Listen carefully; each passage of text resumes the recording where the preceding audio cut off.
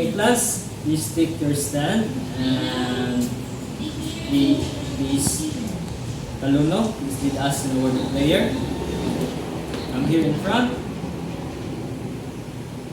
Amen. Good morning, class. Okay, before we take your seat, let's have first energizer, and please follow the video shows in our diversion.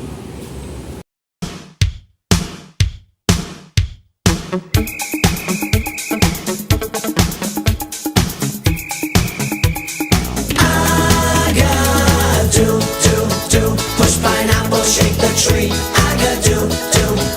Push pineapple, grind coffee. To the left, to the right. Please take your seat, but before you take a seat, kindly pick up the different brushes and pieces of papers found under your table and under your chairs. And thank you. Alright, who is absent today? None. Very good. And that is very great. And okay. Before we proceed to our discussion, let's have first our classroom rules. And these rules you need to follow it when we start our class. All right.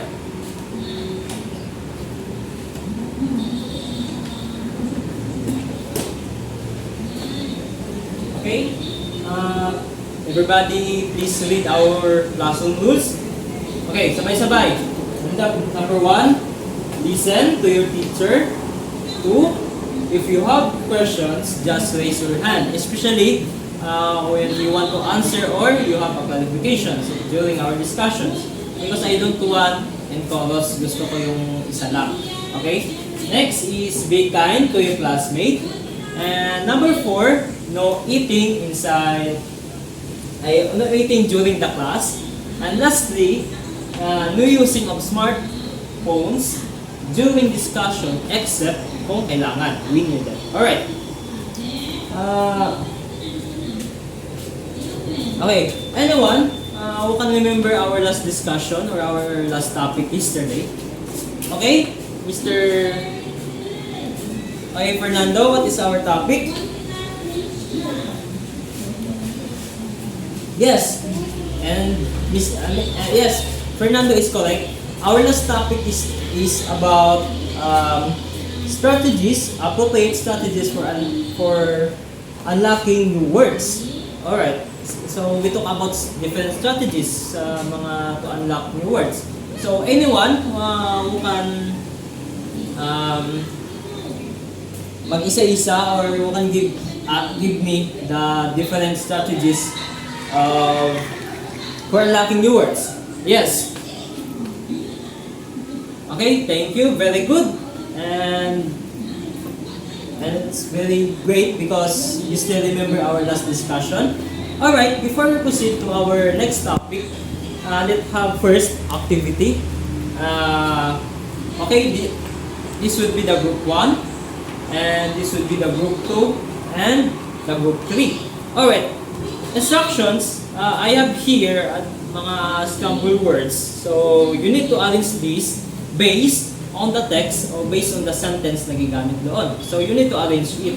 So, in 5 minutes, you need to arrange those scramble words. So, we can start our discussion. Okay, group 1 and group 2, this would be your output. Group 3, your activity here. Okay. Okay, 5 minutes is already done. Group 1, what is your word? You already arranged your word? Yes. Okay.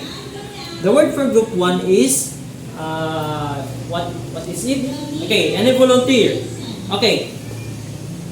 Yes, correct. Your word is idyllic.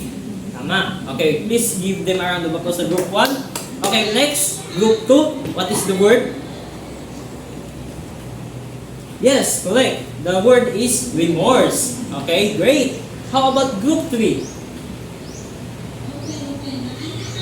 Yes, the word is egregious. Alright, everyone answer or arrange the words scrambled, and because of that, plus points kayo, plus 5 points, and kindly put it sa taas ng inyong mga activities, and pakipasa na rin ang mga names niyo sa 1-4. Okay. Alright. What can you observe about our activity? Yes. Okay, yes. Ang first na ano is there are words or new words sa inyo. Tama din siya kasi you know the words based on the text. Okay. How about the group 2? What is your observe? What can you observe about our activity? Yes, tama. Ang words is medyo di familiar sa inyo, and that's good. Okay. How can you, based on our activity, how can you identify unfamiliar words? Yes, group 3. Correct.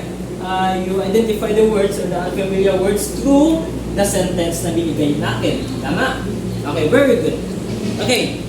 Now, based on our activity, what do you think is our discussion this afternoon? What do you think is our topic this afternoon? This morning rather. Everyone? Anyone? Yes. Delante? Yes, correct. Our activity, yes. Yes. Tama. It's about context clues. Alright. So, ano ba si context clues? Okay? So, this afternoon we are going to discuss context clues, the different types of context clues. But before that, let's read first our learning objectives. Okay. Everyone, please read.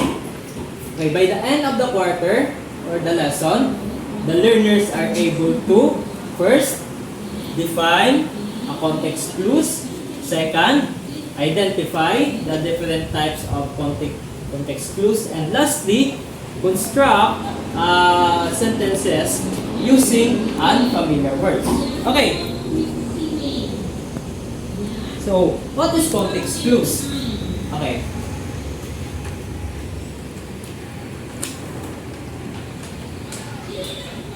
Okay. So, anyone who want to volunteer to read the definition of context clues? Okay. Context clues are hints found within a sentences, paragraph, or passage that a reader can use to understand the meaning of new or unfamiliar words. So, yun yung tinatawag natin context clues. So, it's a hints or palatandaan na mas maintindihan natin those unfamiliar words. Okay. A reader must be aware that many words have several possible meanings. Only by being sensitive to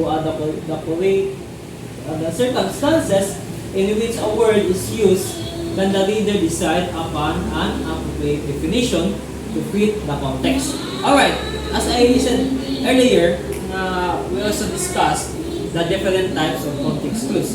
So what are those? Okay, first,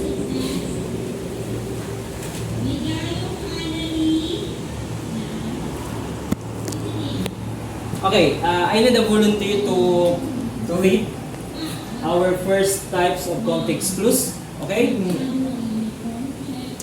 Yes, Rivera, please read. Number 1. Okay, thank you. So, the first types of context clues is, the first is the definition or description clue. The definition or description clue, the new term before formally defined or sufficient explanation may be given within the sentence or in the following sentence. Clues to definition include that is, commas, dashes, and parentheses. Okay, example. His emaciation, that is, his skeleton-like appearance, was frightening to see. So, skeleton-like appearance is the definition of emaciation. So, based on the first clue, first types of clue, definition description flow, we can define or explain the unfamiliar words by using this. That is commas, dashes, and parentheses. Alright, let's proceed to our next types of context clues. And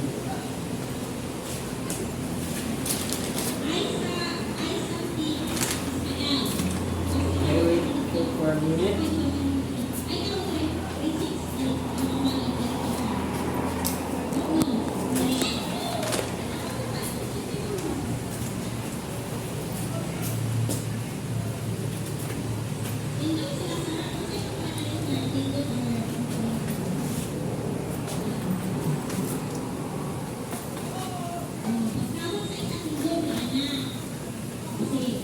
Alright, once again I need a volunteer to read the number 2, the number 2 types of context clues. Okay, yes, yes, Willa, please read number 2. Okay, thank you. Number 2, example clues. So example clues. Sometimes when a reader finds a new word, an example might be found thereby that helps to explain its meaning.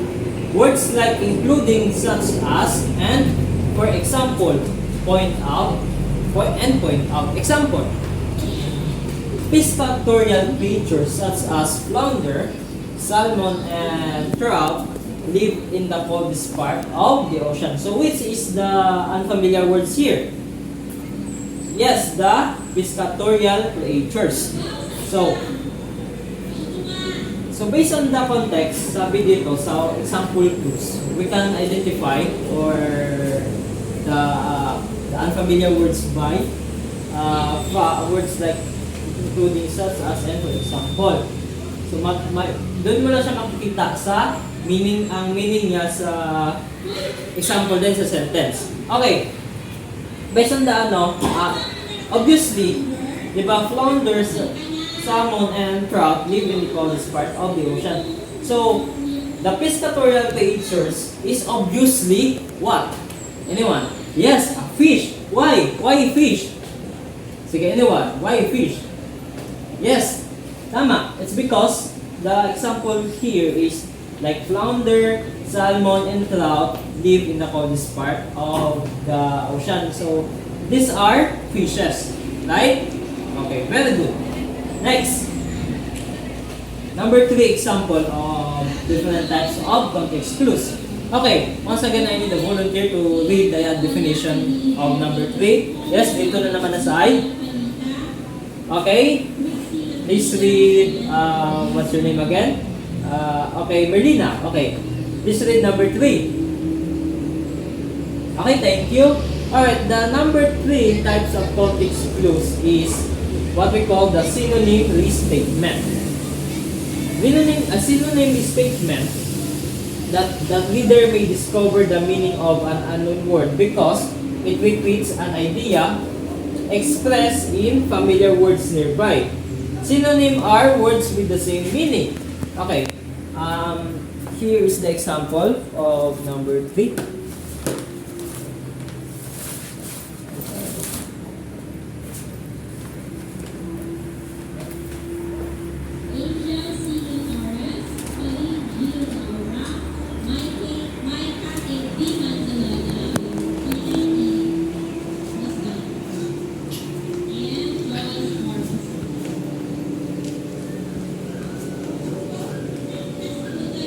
Alright, the example sa number 3 is flooded with spotlights, the focus of all attention, the new Miss America began here, year-long reign.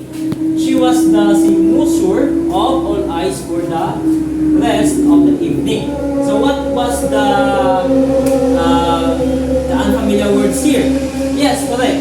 The cynosure.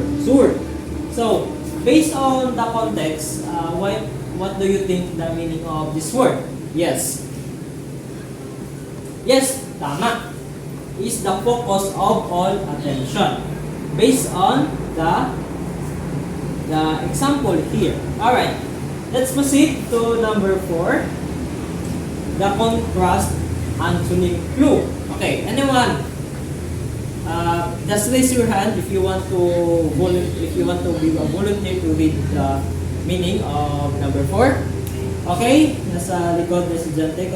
Okay, please read number 4. Yung magandang babae dyan. Okay? 4. Okay, thank you. Alright, number 4 is what we call the contrast antonym clue. Antonym are words with opposite meanings. So, an opposite meaning context clue contrasts the meaning of an unfamiliar word with the meaning of familiar term. Words like although, however, and but may signals contrast clues. Okay, for example, when the light brightens the pupils of the eye contact. However, when it's go darker, okay, wait lang. Okay, when it's go darker. Okay, example.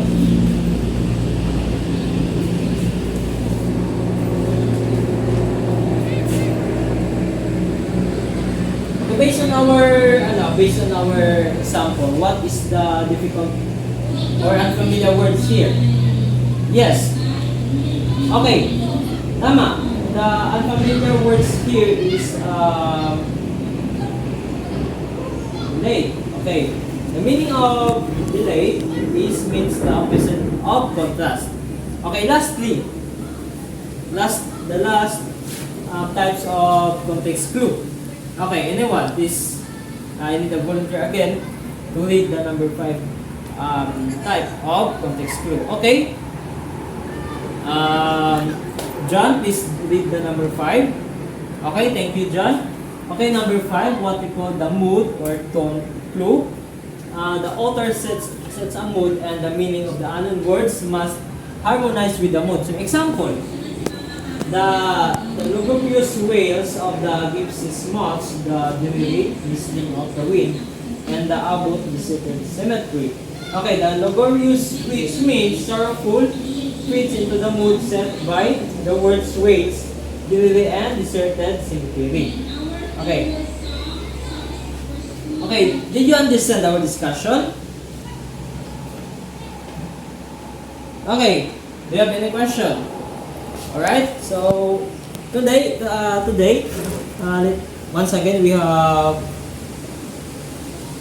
an activity. So our activity today is oral recitation. Okay. So I have here the following questions and you need to answer it. Okay. John, give me a number. Okay, number 3. Alright. Miss Willa, okay, here's your question. Okay, tago na ano muna natin to. Huwag na natin. Sige, huwag na lang. Ito. Okay, your question is, blank are hints found within the sentence, paragraph, or passage that a reader can use to understand the meanings of new or unfamiliar words. Okay, Willa, what is the answer?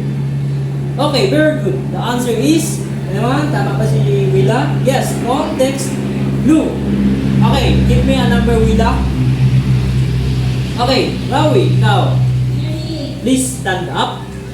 Okay, your question is, the author sets a mood and the meaning of the other word must harmonize with the mood.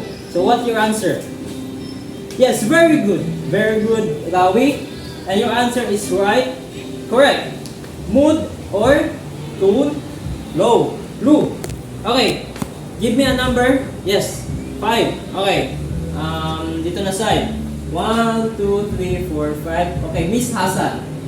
Okay, your question is, antonym blank, antonym words with opposite meanings.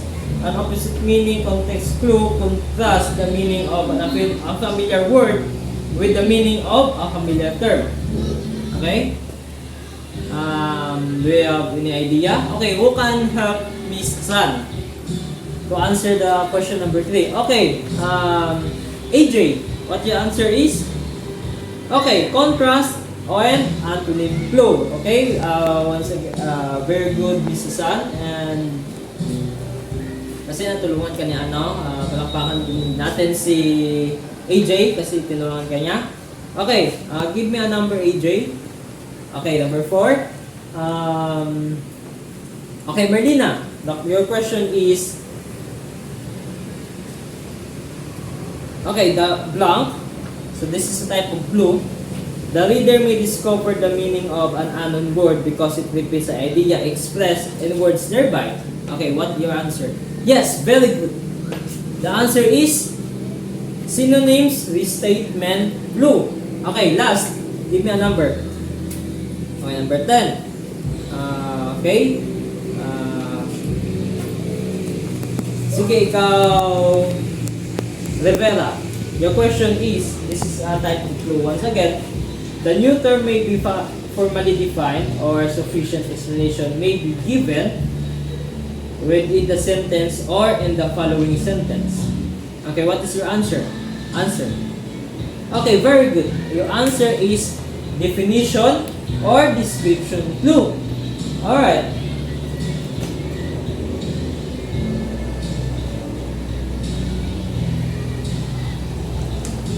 Okay, very good. Everyone get acquaintances sa our activities, our oral recitation. And another one, let's have for another activity. And so, kindly put one half closewise. Yes, one half closewise. Okay. So I have here, so the instructions, magbibigay ako ng let's have small quiz. Okay. Instruction, identify the following statements if it is definition or description clue, example clues, synonym statement clue, contrast, antonym clue, or, and mood, tone clue. Okay, candy pass na lang. Candy pass na lang. Okay. And just 10 minutes, finish or unfinished, candy pass your paper.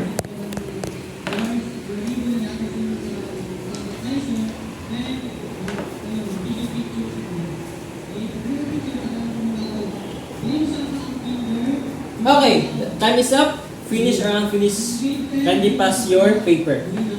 Okay, Rawi, kindly collect the paper in your side. Okay, dito, Merlina, ikaw naman mag-collect ng paper. Okay, thank you. Okay, thank you.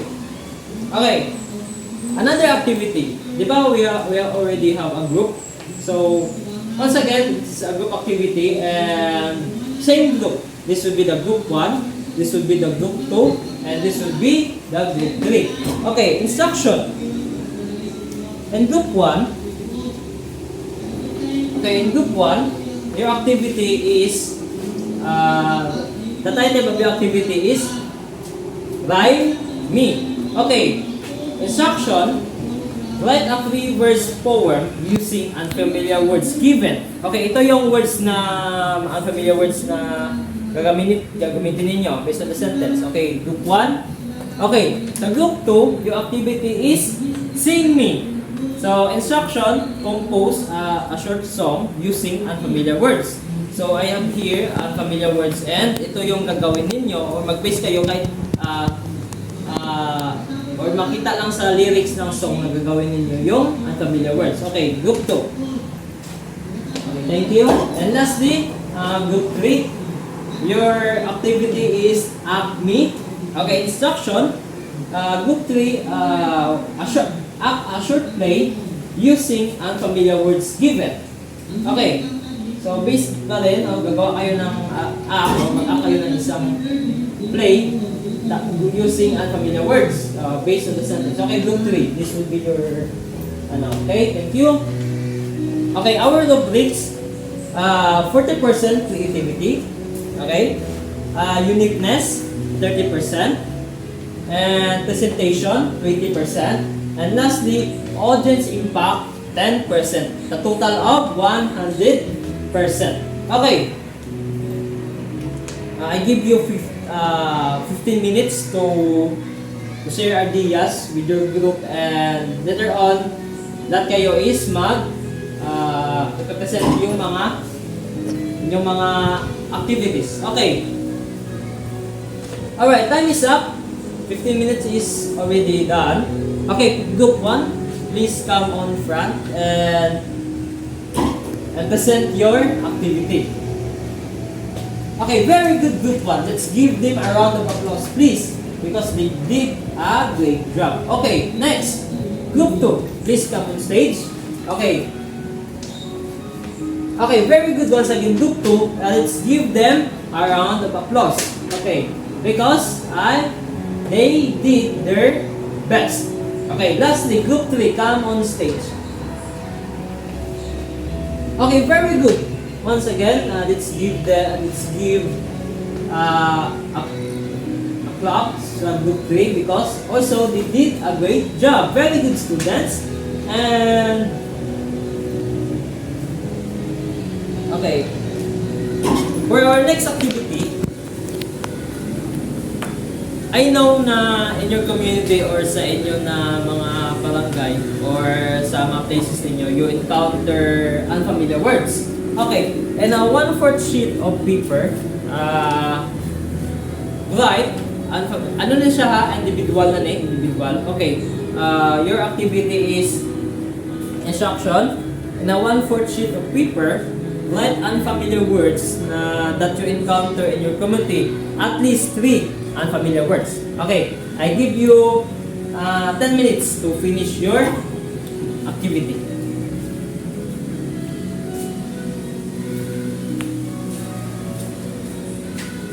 Okay, thank you. I know the 10 minutes is already done, so kindly pass your 1/4.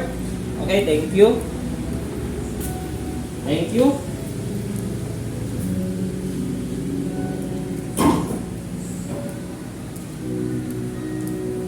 Okay, let's proceed to our another activity, and in a 1/4 sheet of lengthwise.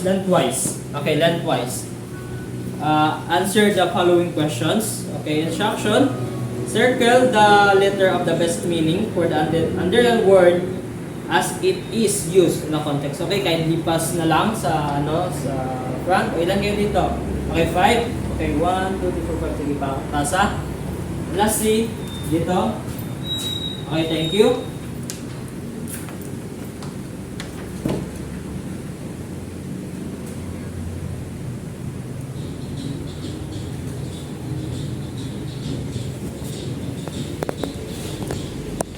Okay.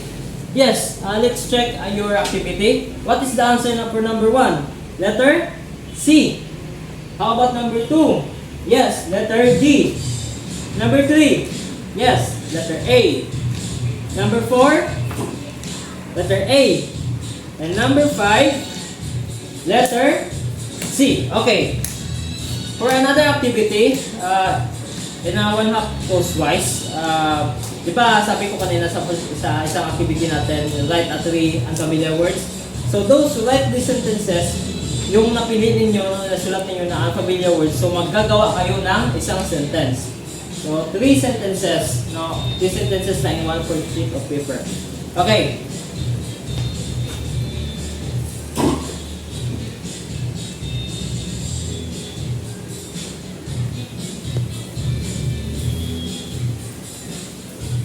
Okay, finish or unfinished. Kahit hindi pass your 1/4 sheet of paper. Okay, thank you. Okay, thank you. Alright, for your assignment is very hard. Very, mahirap. So for your assignment is take time to your family and rest your mind. Okay. And once again, do you have any questions regarding our topic? If none, okay, kindly arrange your chairs again. And please stand. Okay, goodbye student. See you tomorrow. Alright, God bless.